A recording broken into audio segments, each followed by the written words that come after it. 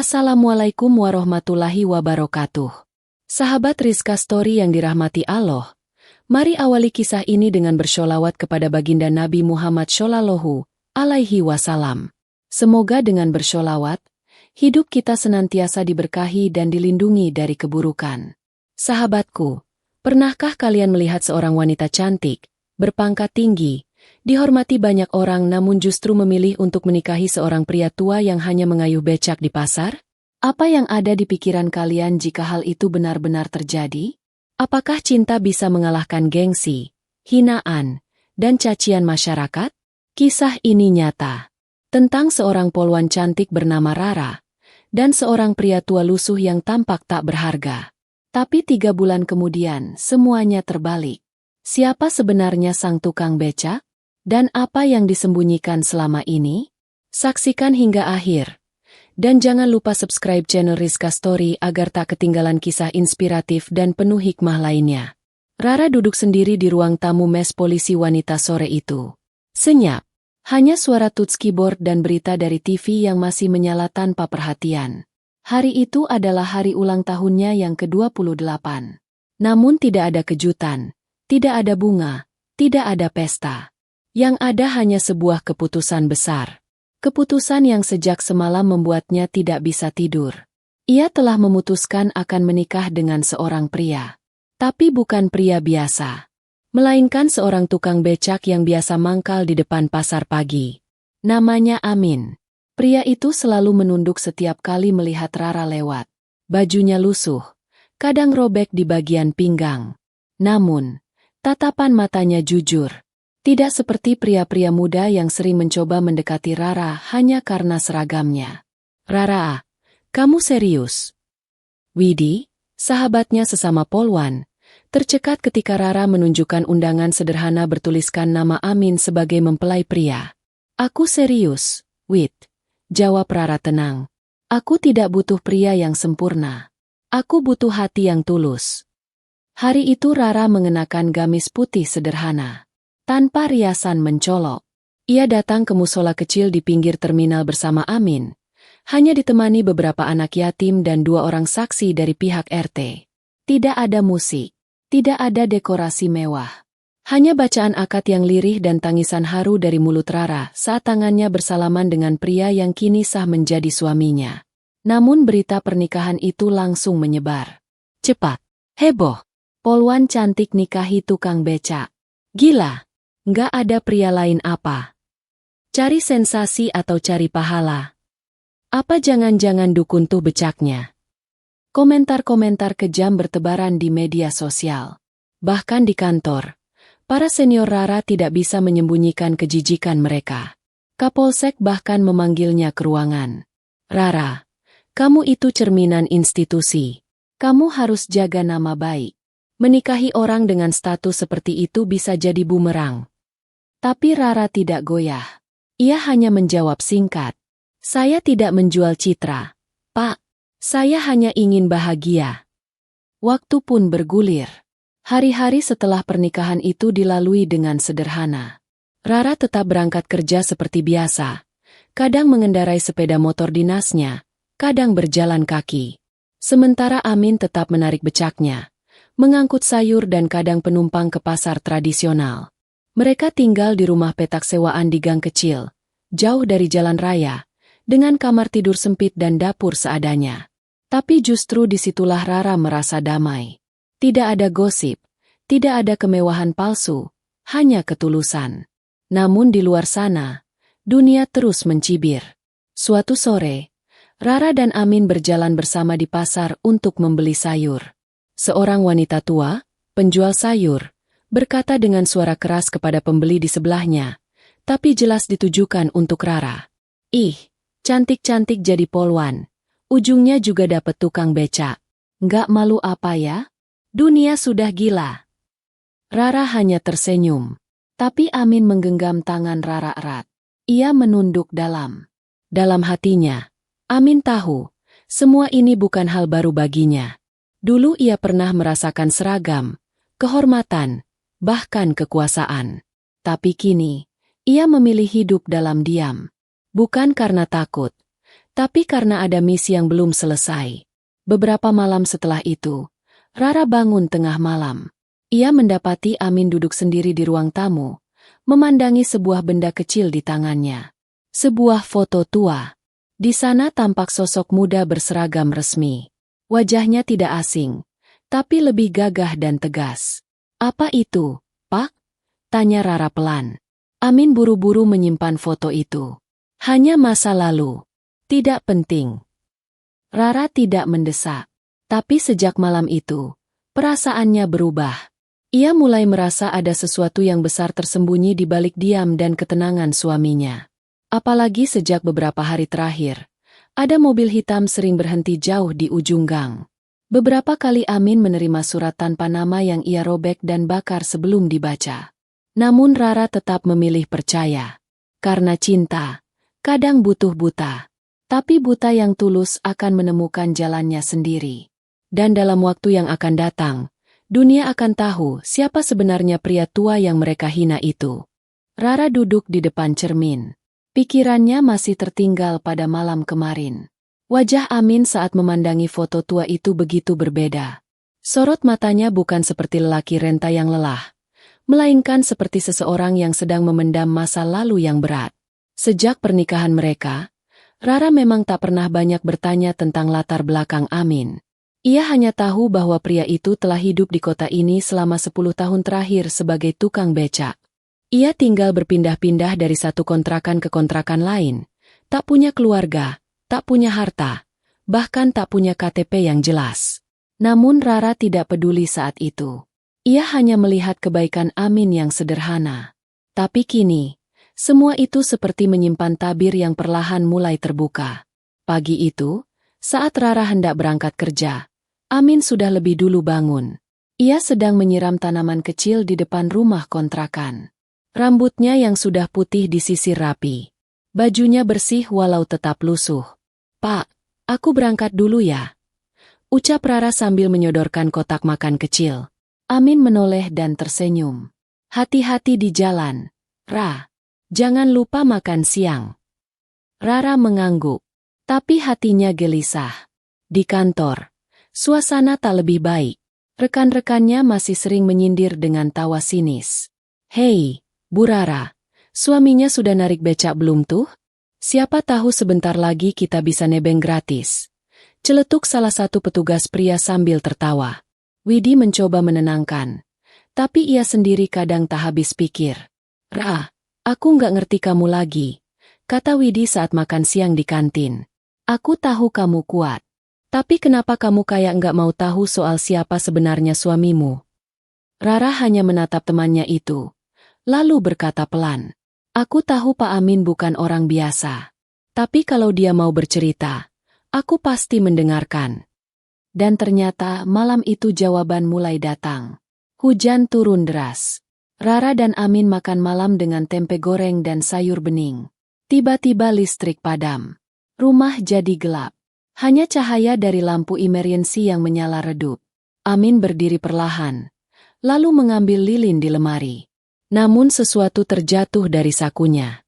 Sebuah kunci kecil dengan logo berwarna emas. "Pak, itu apa?" Amin mematung. Ia tampak bingung harus menjawab atau menyembunyikan. "Itu kunci laci tua. Sudah lama tidak kubuka." "Apa yang ada di dalamnya?" Amin diam. Lalu ia menarik napas panjang. "Besok, kamu ikut aku ke tempat di mana aku menyimpan masa laluku." Keesokan paginya, Rara mengambil cuti. Ia mengikuti Amin ke tempat yang bahkan belum pernah ia dengar. Sebuah gudang tua di daerah perbatasan kota, di belakang pabrik lama yang sudah tutup bertahun-tahun. Bangunan itu nyaris roboh, penuh sarang laba-laba, dan terkunci rapat. Namun Amin membuka gemboknya dengan kunci kecil itu. Saat pintu terbuka, aroma debu dan kayu lapuk menyeruak. Di dalamnya ada sebuah peti besi tua. Amin membukanya perlahan. Isinya, dokumen-dokumen tua, beberapa medali kehormatan yang sudah berkarat, satu buah topi dinas berwarna biru tua, dan selembar foto besar yang dibingkai. Foto seorang pria muda berseragam dinas bintang 3. "Itu kamu, Pak?" Amin mengangguk pelan. Aku pernah menjadi bagian dari negara ini, Ra. Tapi semuanya berubah. Rara menggigil. Ia menyentuh medali itu. Terukir nama, Letnan Jenderal Purnawirawan Haji Aminul Hakim. Kenapa semua orang mengira Bapak sudah meninggal? Amin menatap istrinya dalam-dalam. Karena aku memang seharusnya menghilang. Saat itu, aku sedang menyelidiki korupsi besar di dalam sistem. Aku tahu terlalu banyak. Dan mereka ingin aku lenyap. Rara terduduk lemas. Dunia seperti terbalik. Jadi, selama ini Bapak menyamar sebagai tukang becak. Amin mengangguk. Aku harus hidup seperti rakyat kecil. Karena hanya dari bawah, aku bisa melihat kebusukan yang sebenarnya. Rara tidak tahu harus berkata apa. Tapi hatinya berkecamuk. Campuran antara kagum, sedih, marah, dan bahagia. Semua dalam satu. Namun sebelum ia sempat bertanya lebih lanjut, terdengar suara mesin mobil mendekat. Sebuah mobil hitam berhenti di depan gudang. Seorang pria turun dengan jas resmi dan kacamata hitam. Ia membuka pintu dan menyapa Amin dengan hormat. Bapak, sudah waktunya kembali. Amin menoleh kepada Rara. Aku tidak akan sembunyi lagi, Ra. Tapi sebelum itu, aku ingin semua orang tahu bahwa kamu telah memilih dengan hati. Dan aku bangga menjadi suamimu. Di balik wajah renta dan tubuh lelah itu, tersembunyi sosok luar biasa yang pernah memegang kendali besar di negeri ini. Namun memilih hidup sederhana demi kebenaran yang lebih hakiki. Dan kini, semuanya akan berubah. Semua ejekan, semua hinaan, akan berbalik arah. Tapi jalan menuju pengakuan itu belum selesai. Akan ada badai sebelum terang. Pagi itu, hujan baru saja reda. Daun-daun masih basah. Dan sisa embun menggenang di teras rumah kontrakan kecil milik Rara dan Amin. Tapi ada yang berbeda dari pagi biasanya. Rara bangun lebih awal. Wajahnya murung. Pikirannya penuh. Malam sebelumnya telah mengubah segalanya. Ia kini tahu siapa sebenarnya suaminya. Bukan sekadar tukang becak lusuh, melainkan seorang mantan jenderal intelijen negara yang dulu dikira telah gugur dalam tugas. Namun Rara belum bisa mencerna semuanya. Ia masih menyimpan pertanyaan-pertanyaan besar. Sementara itu, Amin duduk di kursi kayu reot, menyeruput kopi pahit buatannya sendiri. Di pangkuannya, surat-surat tua mulai ia baca ulang. Matanya menyipit. Tanda-tanda waspada mulai terlihat lagi di wajahnya. Ra, kamu masih ingat mobil hitam yang suka berhenti di ujung gang? Tanya Amin lirih. Rara menoleh dari dapur. Iya, kenapa, Pak? Mereka bukan orang sembarangan. Dulu aku sempat curiga. Tapi tadi malam, mobil itu berhenti lebih dekat. Dan pagi ini. Amin mengangkat amplop besar tanpa nama, yang ia temukan terselip di bawah pintu saat membuka rumah. Rara mendekat. Ia mengambil amplop itu dengan hati-hati. Di dalamnya hanya satu lembar kertas. Tapi isinya membuat jantungnya berdegup lebih cepat. Aminul Hakim. 3 bulan cukup untuk menyembunyikanmu. Sekarang waktunya kau bayar masa lalu. Tanpa tanda tangan. Tanpa alamat. Hanya sebuah stempel kecil di pojok kanan bawah. Berbentuk lambang naga yang menganga. Simbol rahasia sebuah kelompok bayangan yang pernah diungkap Amin bertahun-tahun lalu sebelum ia menghilang. Amin tertawa kecil. Tapi tawanya getir. Mereka masih hidup. Dan mereka tahu aku belum mati. Rara menatap suaminya dengan cemas. Apa kita dalam bahaya, Pak? Amin menoleh pelan. Matanya tajam. Kalau mereka tahu siapa kamu, Ra, kamu bisa jadi sasaran. Tapi aku tak akan biarkan itu terjadi. Hari itu Rara tidak masuk kantor. Ia dan Amin membersihkan dokumen-dokumen yang tersimpan dalam peti besi yang mereka ambil dari gudang. Di antara kertas-kertas berdebu, ada banyak hal yang tak Rara mengerti. Peta jaringan intelijen, nama-nama sandi, kode komunikasi, bahkan beberapa pas foto orang yang kini menjabat di pemerintahan. Ini semua musuhmu dulu? Tanya Rara. Sebagian. Sebagian lagi, mungkin masih berpura-pura jadi teman. Saat senja mulai turun, sebuah motor berhenti di depan rumah. Seorang lelaki muda mengenakan helm hitam, berpakaian seperti kurir, turun dan menyodorkan sebuah paket kecil kepada Amin. Untuk Pak Amin. Tidak ada nama pengirim. Katanya singkat lalu pergi cepat, seperti angin. Amin membuka paket itu dengan hati-hati.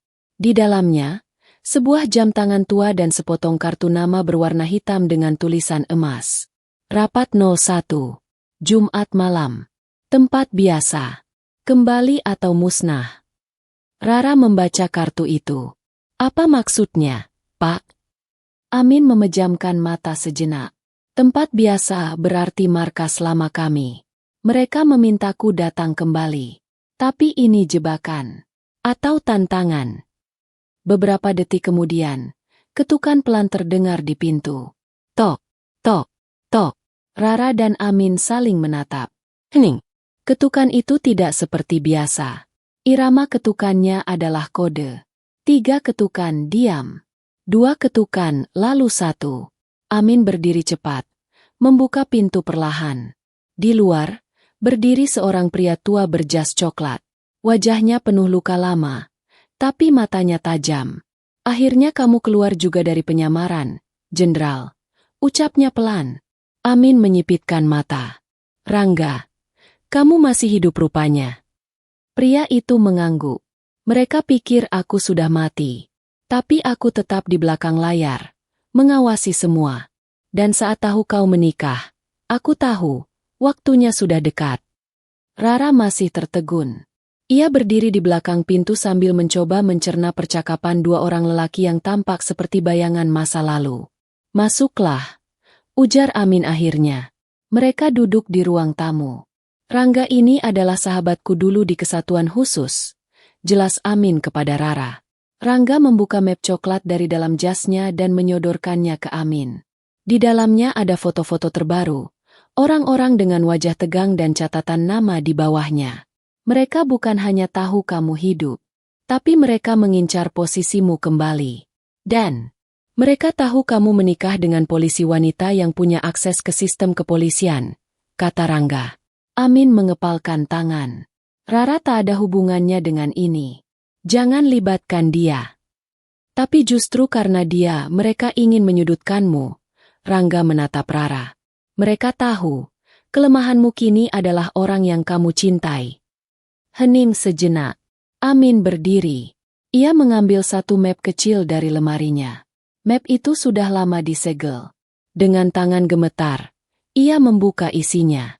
Terdapat lembaran dokumen negara yang bertuliskan rahasia negara. Kepala Intelijen Khusus. Terdapat stempel asli dan tanda tangan presiden saat itu. Kalau aku buka dokumen ini, maka satu negara bisa geger, bisik Amin. Rara tercengang. Apa kamu akan melakukannya, Pak? Amin menoleh pelan. Belum sekarang. Tapi saat mereka menyentuhmu, aku tidak akan diam. Malam itu, keputusan besar diambil. Amin akan datang ke pertemuan Jumat malam itu. Tapi bukan sebagai tukang becak. Ia akan datang sebagai dirinya yang sesungguhnya. Namun yang belum mereka tahu, seseorang diam-diam mengintai dari kejauhan, memotret rumah mereka, dan mengirimkan laporan ke sebuah nomor tak dikenal. Target sudah membuka gudang dan bertemu Rangga. Siap lanjut operasi. Sebuah pesan singkat dikirim. Dan tak lama kemudian, mobil hitam yang biasa terparkir jauh, kini mulai mendekat ke arah gang kecil rumah Rara. Jumat malam. Kota mulai lengang. Hujan tipis membasahi jalanan. Rara berdiri di depan jendela rumah kontrakan, mengenakan jaket tebal dan kerudung abu-abu. Di tangannya, secangkir teh mulai mendingin, tapi pikirannya jauh lebih beku dari suhu udara. Di kursi rotan, Amin duduk sambil mengenakan kemeja gelap dan jam tangan tua yang dikirim beberapa hari lalu. Tatapannya tajam menembus waktu, seperti sedang menyiapkan diri menghadapi pertempuran yang belum selesai. Pak, kamu yakin mau datang ke pertemuan itu? Tanya Rara lirih. Amin tersenyum. Ini bukan soal yakin atau tidak. Ini tentang menepati janji. Janji ke siapa? Amin berdiri perlahan. Ia menatap Rara dengan lembut. ke diriku sendiri, bahwa aku akan kembali hanya saat waktu yang tepat. Setengah jam kemudian, mobil hitam datang menjemput. Di dalamnya, Rangga telah duduk di kursi belakang. Sopirnya tak berbicara sepatah kata pun, hanya mengangguk hormat saat Amin masuk ke dalam. Rara berdiri di depan pintu, menggigit bibirnya yang gemetar. Aku akan baik-baik saja. Rah, jangan khawatir. Kunci semua pintu dan jangan buka untuk siapapun malam ini. Pesan Amin sebelum mobil pergi meninggalkan gang sempit itu. Perjalanan menuju markas lama ditempuh hampir 1 jam, menyusuri jalan-jalan kecil di pinggiran kota. Tempat itu adalah bangunan tua bekas gudang militer yang kini tampak seperti gudang kosong biasa. Tidak ada papan nama, tidak ada kamera, tapi di dalamnya, segalanya hidup. Saat pintu besi terbuka, aroma khas besi tua dan debu menyambut. Tapi di balik itu, lampu-lampu neon menyala. Beberapa pria berjas berdiri di sisi ruangan, mengangguk hormat saat melihat Amin masuk. Selamat datang kembali, Jenderal, ucap salah satu dari mereka. Di tengah ruangan, terdapat meja besar bundar. Di atasnya, peta dan dokumen-dokumen berserakan. Seorang pria parubaya dengan jenggot tipis duduk di kursi utama. Ia berdiri saat Amin mendekat. Lama tak bertemu, Amin, katanya dengan senyum tipis. Adnan, aku kira kamu sudah pensiun, balas Amin, datar. Pensiun? Aku hanya mengisi tempat kosong yang kau tinggalkan, ucap Adnan sambil mengambil cerutu dari sakunya. Suasana menegang. Aku datang bukan untuk nostalgia. Katakan langsung, kenapa kamu memintaku hadir malam ini? Tanya Amin dengan suara rendah namun tajam. Adnan berjalan mengitari meja. Ia menatap peta, lalu menunjuk satu titik merah. Ada proyek besar yang sedang berjalan. Dan kamu tahu terlalu banyak. Selama kamu masih hidup, semua itu terancam. Jadi kamu ingin aku mati? Amin tersenyum kecil. Tidak perlu sejelas itu. Tapi kau paham maksudku. Hening.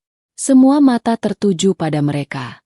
Namun sebelum suasana makin panas, Rangga berdiri dan meletakkan sebuah map coklat tebal ke meja. Kalau kalian pikir Jenderal Amin masih sendirian, kalian salah. Kami sudah siapkan semua bukti. Nama-nama, transaksi, rekaman, termasuk siapa yang membocorkan data ke pihak asing. Adnan memicingkan mata. Itu ancaman. Bukan. Peringatan. Jawab Rangga cepat. Amin maju dan membuka map itu. Ia keluarkan satu lembar rekaman hasil transkrip. Ini percakapanmu dengan agen luar negeri 2 tahun lalu. Kalau ini sampai ke Komisi Pengamanan Nasional, kamu bukan hanya kehilangan jabatan, kamu kehilangan negara.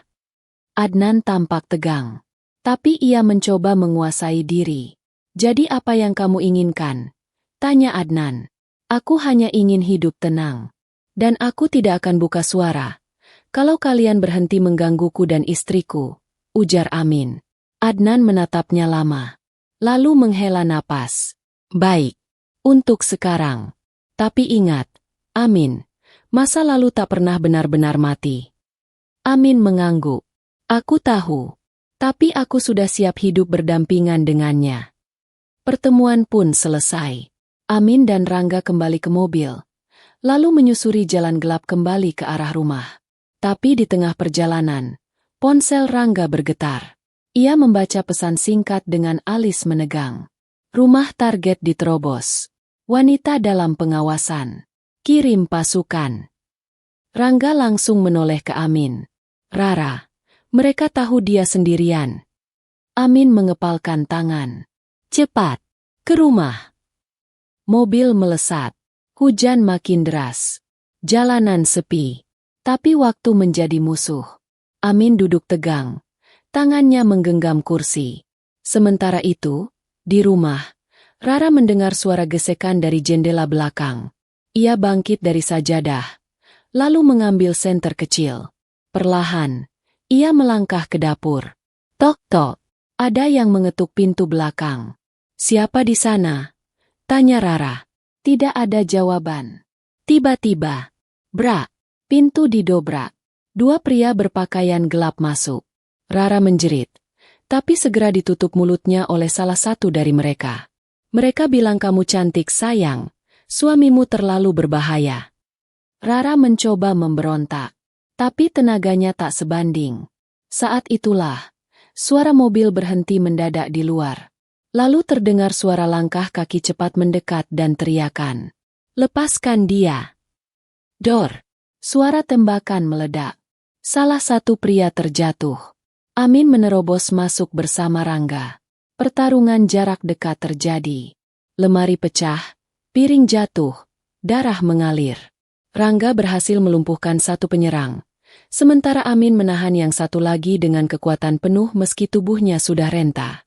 Rara menangis sambil memeluk Amin setelah semua reda. "Pak, aku kira aku akan mati." Amin memeluk Rara erat.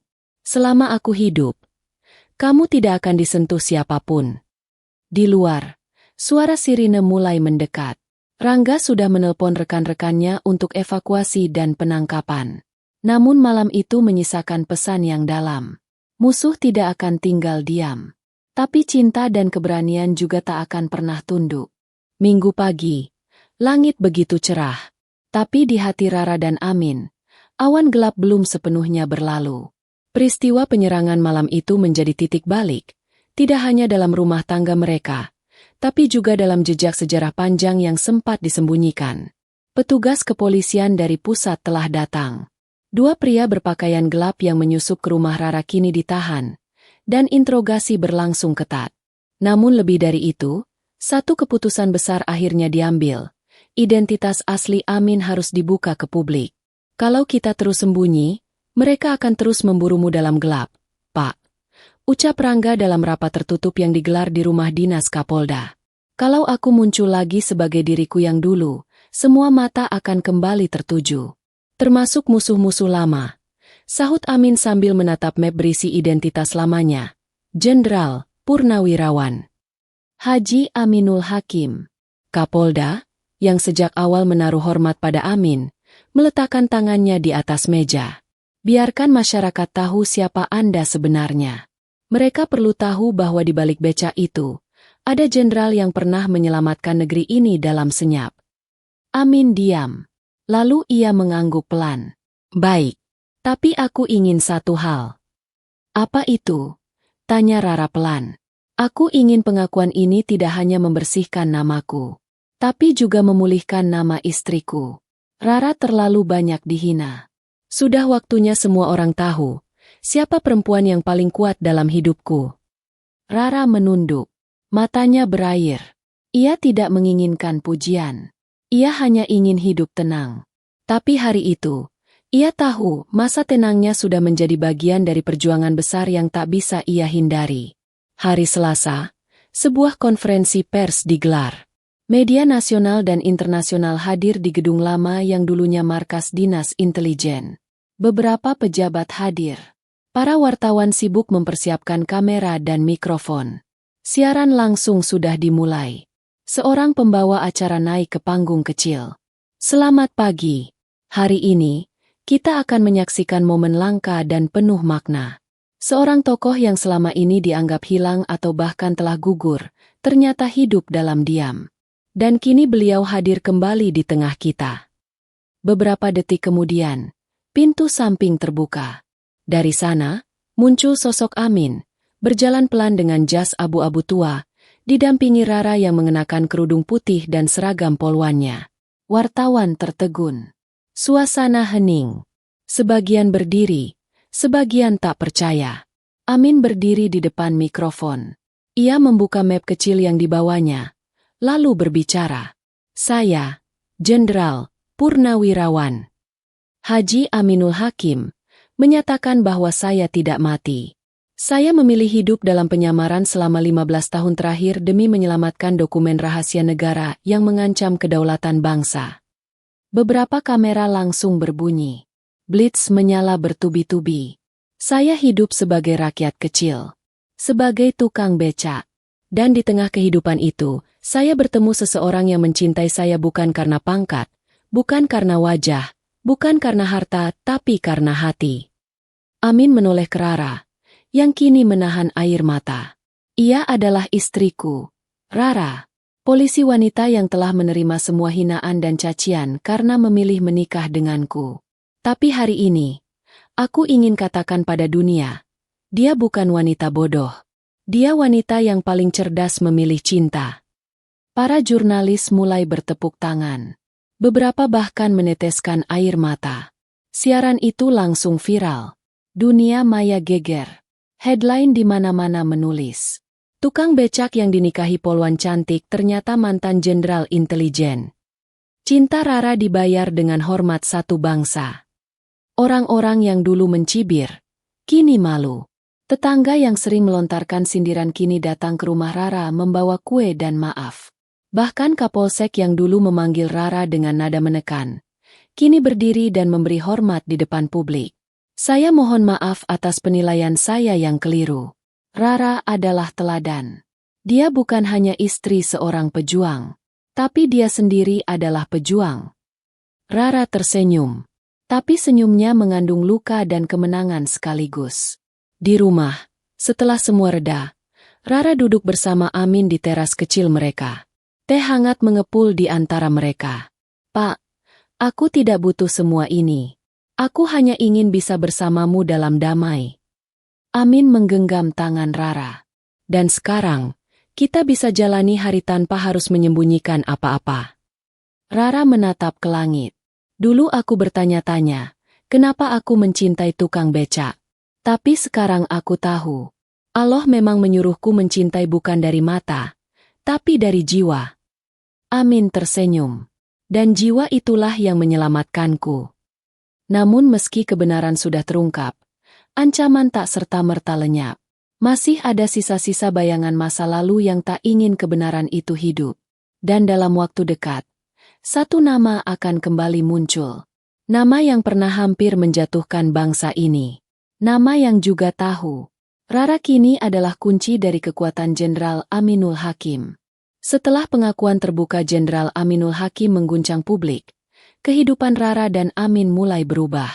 Mereka tak lagi tinggal di gang sempit, melainkan dipindahkan ke rumah dinas negara dengan pengamanan khusus.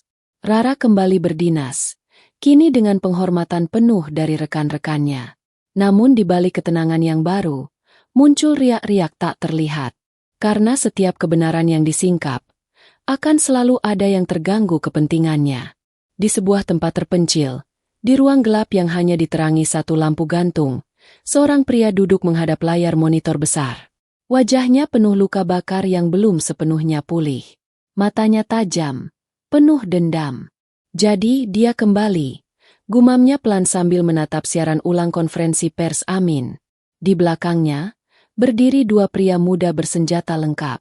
"Kita tunggu aba-aba, Pak?" tanya salah satunya.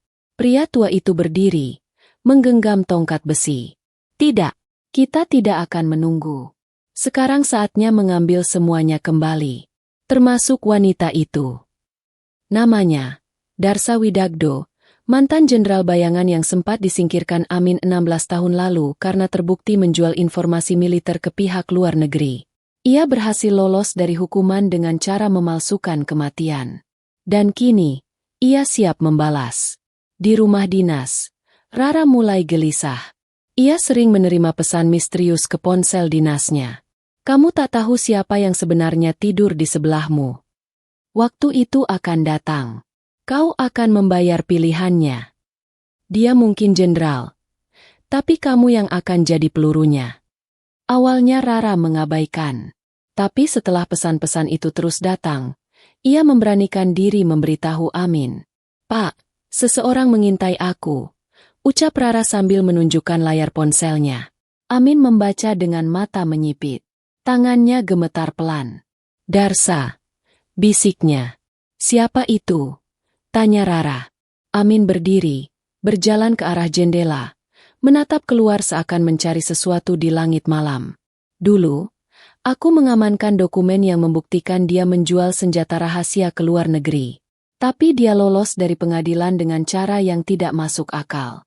Setelah itu, namanya dinyatakan meninggal karena ledakan, tapi tubuhnya tak pernah ditemukan."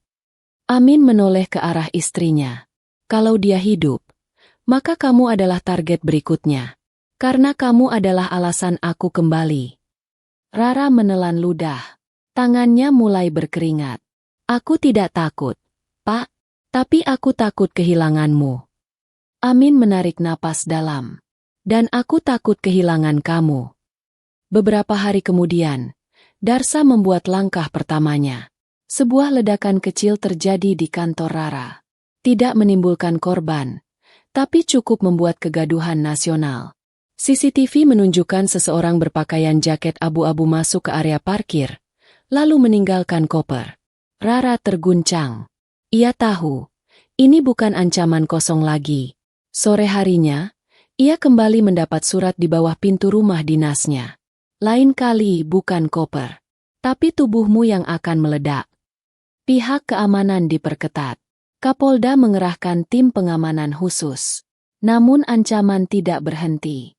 Hingga suatu malam, Rara pulang dinas lebih cepat. Namun anehnya, penjaga rumah tidak berada di pos. Lampu rumah padam. Ia meraba-raba masuk ke dalam. Di ruang tengah, ia mendapati vas bunga jatuh. Pintu kamar terbuka setengah. Pak, Amin. Panggilnya. Tidak ada jawaban. Ia melangkah masuk. Tiba-tiba, suara klik terdengar di belakangnya. Pintu tertutup. Lampu menyala. Di hadapannya berdiri pria tinggi mengenakan topeng besi. Di tangan kirinya, sebilah pisau panjang. Polwan cantik, akhirnya hanya jadi umpan, ucap suara serak itu. Rara mundur. Jantungnya nyaris meledak. Siapa kamu? Topeng itu dilepas. Darsa Widagdo, nama yang seharusnya dilupakan sejarah. Tepat saat pisau itu terangkat. Brak, pintu didobrak dari luar. Amin masuk dengan pistol di tangan. Diikuti 2 orang pasukan khusus. Jangan sentuh dia, teriak Amin. Tapi Darsa terlalu cepat. Ia menarik Rara ke depan sebagai tameng manusia. Berani tembak. Amin? Kamu akan bunuh istrimu sendiri. Gertaknya. Amin mematung. Matanya merah. Lepaskan dia, Darsa. Aku yang kamu mau. Ambil nyawaku. Tapi jangan ganggu dia. Sudah terlambat. Darsa menekan pisau ke leher Rara. Namun saat itu juga, Rara menyikut perut Darsa dengan keras, membuat pisau terjatuh. Amin bergerak cepat, menembak kaki Darsa. Tubuh pria itu rubuh. Pasukan khusus langsung memborgolnya. Rara jatuh terduduk, tubuhnya gemetar hebat. Amin memeluknya erat. Kamu luar biasa, Ra. Luar biasa. Malam itu, Darsa kembali ditangkap. Kali ini tanpa celah lolos. Identitasnya dibongkar. Semua jaringan kriminalnya diusut. Dan nama Rara bukan lagi polwan yang dinikahi tukang becak, melainkan wanita yang mengguncang sistem korup dari balik kesetiaannya. Namun sebelum semua berakhir, satu babak terakhir masih tersisa. Bukan tentang bahaya, tapi tentang kebenaran yang utuh. Tentang siapa sebenarnya Aminul Hakim. Dan kenapa ia memutuskan turun dari langit kekuasaan untuk hidup di bumi kehinaan. 1 minggu telah berlalu sejak penangkapan Darsa Widagdo. Kota mulai tenang kembali. Media memberitakan keberhasilan aparat dalam menggagalkan jaringan bawah tanah yang selama ini membayangi institusi pemerintahan. Namun di balik berita-berita itu, satu kisah pribadi terus bergaung di hati banyak orang. Kisah Rara dan Amin. Kisah tentang cinta yang melawan logika. Tentang penghinaan yang berubah menjadi kehormatan. Tentang tukang becak yang ternyata menyimpan sejarah bangsa di dalam diamnya. Pagi itu, suasana di Taman Nasional Kota dipenuhi oleh siswa-siswa Akademi Polisi yang sedang mengikuti upacara terbuka. Di tengah lapangan, berdiri sebuah podium kecil. Di sana, untuk pertama kalinya sejak pengakuannya, Aminul Hakim akan berbicara sebagai tokoh nasional. Sementara itu, Rara berdiri di sisi panggung. Seragam polwannya terlihat gagah, namun wajahnya tetap lembut dan teduh. Amin melangkah ke podium. Wajahnya kini tampak tua, namun penuh wibawa. Ia membuka pidatonya dengan suara dalam dan tenang. Dulu, Saya pernah berdiri di tempat seperti ini dengan pangkat dan kekuasaan. Tapi saya lupa bagaimana rasanya menjadi manusia. Semua peserta hening. Saya terlalu tinggi di atas, hingga lupa menapak bumi. Dan ketika saya jatuh, saya mulai mengerti bahwa hidup bukan soal dihormati, tapi soal siapa yang tetap bertahan ketika semua hormat itu hilang. Amin menatap jauh ke arah barisan tamu. Saya menjadi tukang becak, bukan karena kalah, tapi karena saya ingin tahu, apa arti bangsa ini bagi orang yang paling bawah. Ia menoleh ke arah Rara. Dan di sanalah, saya menemukan wanita yang memilih saya bukan karena seragam, bukan karena nama, bukan karena cerita, tapi karena ia percaya pada hati. Rara meneteskan air mata. Amin melanjutkan. Suaranya mulai berat oleh emosi. Rara telah mengajarkan padaku bahwa cinta sejati tidak butuh alasan. Dan bahwa keberanian tak selalu bersenjata. Kadang ia berwujud wanita yang bertahan dalam hinaan. Semua hadirin berdiri dan memberi tepuk tangan panjang. Ada yang bersorak. Ada pula yang mengusap air mata. Setelah upacara selesai, Rara dan Amin duduk berdua di bangku taman. Hening sesaat, hanya terdengar suara burung dan daun jatuh. "Pak," bisik Rara. "HM. Apa kamu menyesal menikah denganku sebagai tukang becak?" Amin tersenyum. "Tidak, Ra. Justru, hari terindah dalam hidupku adalah saat kamu bilang, ya, di musola kecil itu. Saat semua orang melihatku sebagai sampah, tapi kamu melihatku sebagai manusia." Rara menunduk. "Aku cuma takut, kalau semua ini akan membuatmu kembali jauh dari aku." Amin menggenggam tangannya erat. "Tidak akan, Ra. Justru sekarang, aku ingin hidup seperti dulu. Tanpa pengawal, tanpa jabatan. Aku ingin kembali ke rumah sempit kita, tanam cabai di depan pagar, dan minum teh tiap sore denganmu." Rara tersenyum dalam tangis. "Kalau begitu, jangan jadi jenderal lagi, ya?" Amin tertawa pelan. "Aku hanya ingin jadi suamimu. Itu saja." Beberapa bulan kemudian, kehidupan mereka kembali seperti semula. Tapi kali ini, bukan dalam kesempitan, melainkan dalam pilihan. Amin menolak jabatan kehormatan yang ditawarkan negara. Ia lebih memilih menjadi pembicara di forum-forum pendidikan dan moral bangsa. Ia menulis buku. Ia menanam pohon. Ia menemui para pemuda dan mendengarkan keluh mereka. Sementara Rara tetap berdinas, namun lebih sering ditempatkan dalam misi pembinaan masyarakat. Di antara keduanya, tidak ada lagi rahasia. Hanya kepercayaan dan cinta yang makin kuat seiring waktu. Tetangga-tetangga lama yang dulu mencibir, kini sering datang membawa makanan. Anak-anak muda yang dulu mentertawakan, kini memanggil Amin dengan sebutan, Abah. Suatu malam, Rara sedang membersihkan rak buku. Ia menemukan kembali kotak kecil berisi foto-foto lama Amin saat masih muda, berdiri tegak dengan pangkat bintang 3, wajahnya penuh harisma. Rara membawa kotak itu ke ruang tamu. "Pak, boleh aku simpan ini di ruang depan?" Amin menoleh dari kursinya. Ia sedang memandangi langit malam yang cerah. "Untuk apa?" "Untuk mengingat bahwa suamiku bukan hanya orang biasa, tapi pahlawan yang pernah disembunyikan dunia." Amin tersenyum kecil. "Kalau kamu simpan, simpanlah. Tapi bagiku, foto terbaik adalah saat aku duduk bersamamu di atas becak tua, menyusuri pasar, dan makan bubur ayam sambil menahan malu dari orang-orang." Rara duduk di sampingnya. Ia memeluk Amin dari belakang. Kepalanya bersandar di pundaknya yang mulai rapuh oleh usia. "Dan aku bersyukur, karena aku jatuh cinta bukan pada pangkat, tapi pada laki-laki bernama Aminul Hakim." Amin memejamkan mata. Malam itu begitu tenang. Tapi dalam tenang itu, ada riak cinta yang tak akan pernah padam. Mereka bukan kisah dongeng. Mereka bukan pasangan sempurna. Tapi dari jalan becak yang sempit, hingga ruang konferensi yang megah, mereka telah membuktikan bahwa cinta tak pernah butuh pembenaran, cukup dengan keberanian. Dan di balik hinaan, tersimpan kehormatan.